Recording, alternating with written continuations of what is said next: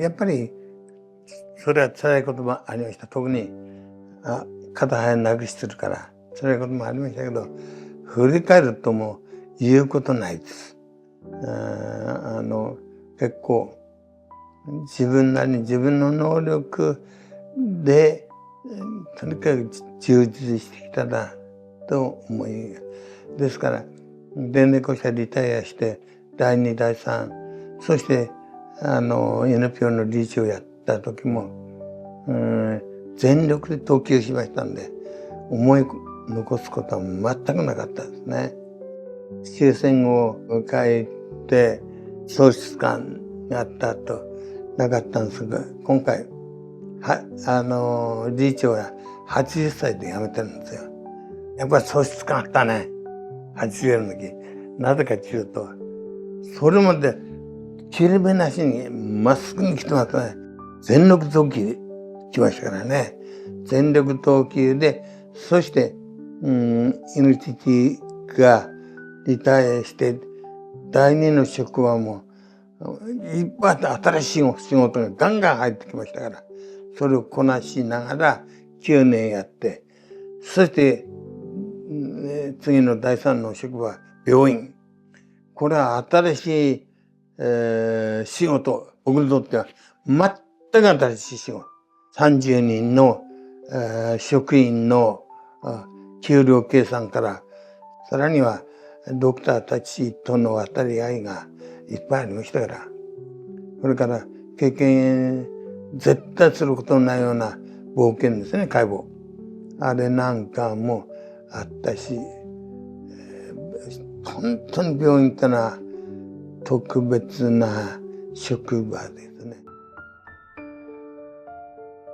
ショック受けたのは、ちょうど私たちの事務所があって、通路があるんですよ。午前中だったかな、11時頃だと思いますが、段ボール、このような段ボールを抱えた5人ぐらいの人たちが通っていったんです。私は、職員が、いつでも部屋へ入ってこられるように、ドア開けっぱなしなんですよ。その前通っていった見ただけ、ショックだった。なぜかというと、それは若いご夫婦が、死産が生まれてからか分かりませんが、小さい段ボールってのは赤ん坊。おじいさんがなる人が抱えて通ったんですが、ショックだったです。年取って死ぬっていうのは、私はしょうがないと思ってるんですよ。私自身がそう思ってるから。だけど、子供の亡くなるってのは辛い。知らない人にも辛かったですね。最大のショックだったですね。では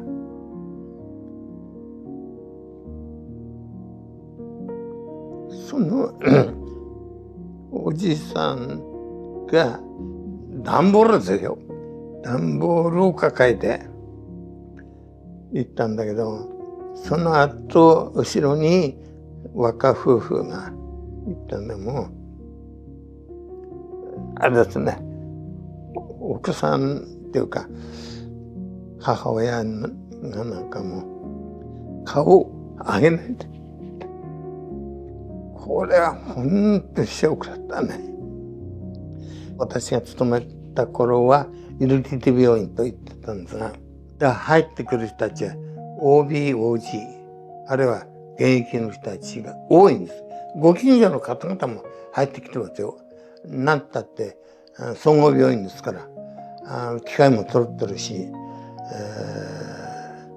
で、そして、OB の方々が入ってくると亡くなって帰る人が多いんですよ。年取ってるから。でも、あんまりショックを受けないですね。入ってきたと元気で入ってくるんですよ。で、事務所に来て「朝くん」なんて入ってくるんですよ。だけど一尺も経たないうちに検査で学校になっちゃうね。いろんな検査されてるうちに完全に1週間になると病人になるね。で病人になっていてもうなんか遺体になるね。でそんなのはまあ仕方ないとは私は思うんですよ。だけどああいう子供の中になるってのはつらい。本当につらいですね。ですから新聞記事なんかで若い人たちがいろんな事情で亡くなっていくのをニュースやなんか見ると辛いね。というのは人生ってのは先に何があるか分からない。分からない。道になるがゆえにいろんな貢献することがあるんですよ。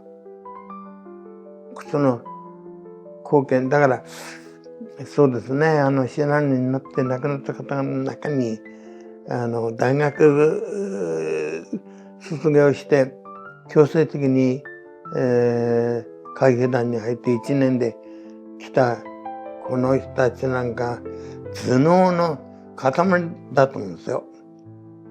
だからそういう人たちは生きてればねどれほど社会に貢献したかっていう思いはありますね。それはあるんですから先ほどの話があったように特攻隊の死っていうのはそれぞれはそれぞれの思いで自ら突っ込んでいったと思うんだけど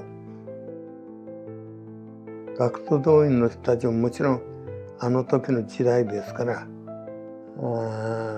そういう思いで信濃に乗ってきた人たちもいると思いますけれども惜しい頭脳を殺してしまったなって思いですね。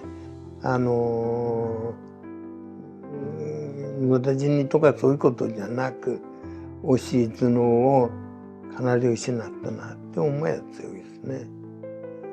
私みたいにね別から進んでね行ったのとは違うんだからそういう思いはしますね。まあ人生ってのは限りなく未来があるんですよ。だから私の人生振り返ってほとんど悔いはないですよ。もう充実したかどうかって聞かれるとねどうでしょうかねと思うもあるしただそれぞれ与えられた、ところで頑張ったっていう思いはあるんですよ。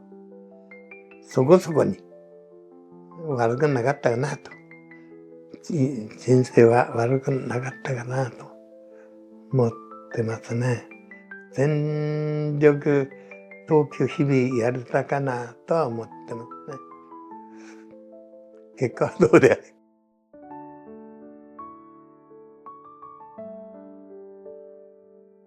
いやもう確かに実は私ちょうど80までフルタイムで仕事してたんですよ。電電工師終わってから第2の職場9年第3の職場8年そして最後は NPO 法人の理事長を80歳まで務めました。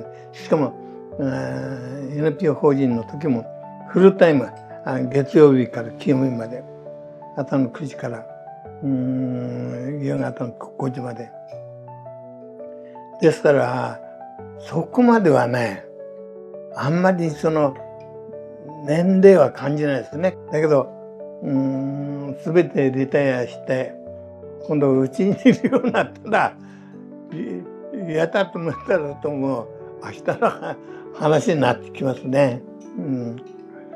でやっぱりね働いてるってことはいいことですよ。絶対的条件。私はね女の人たちも当然男の人たち特にそうだけど働きなら働けって言ってるんです。一つはとにかくある程度お給料なんかもらえば治ること、禄をはむっていうことはですね、常にハラハラの部分があるっていうことですよ。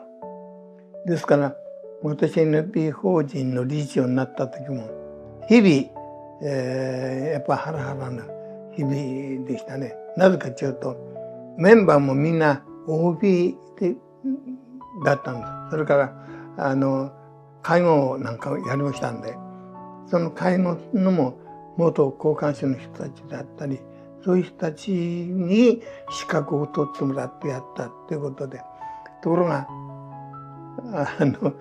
電電公社の職が贅沢。辛いとすぐ辞める。それ、電電公社時代守られていた労働組合もありましたから。でも、ところが残念ながら NPO は労働組合ないから守ってあげられない。で、辛いとすぐ辞めてください。そんなことでやっぱり大変だった。そんな介護の穴開わけいかんと待ってるんだもの。受ける人は。だから急遽どっからか頼んだり、あるいは休みの人を引っ張り出したり。それはやっぱり日々、そういう意味ではハラハラの連続。実はハラハラ連続こそ大事なんですって。生きる力だって。何にもなくなったら生きる力なくなるって。だからやっぱりね、生きようとするってのは、日々ハラハラないとダメなんじゃないですかね。かといって戦争していきませんよ。戦争はハラハラのされたもんだけど、それはいけません。それはいけない。絶対ダメだ。それは絶対ダメ。寒波をもう一度かけてみたい。あの上にもう一度立ってみたい。言える人は言うべきだと思ってます。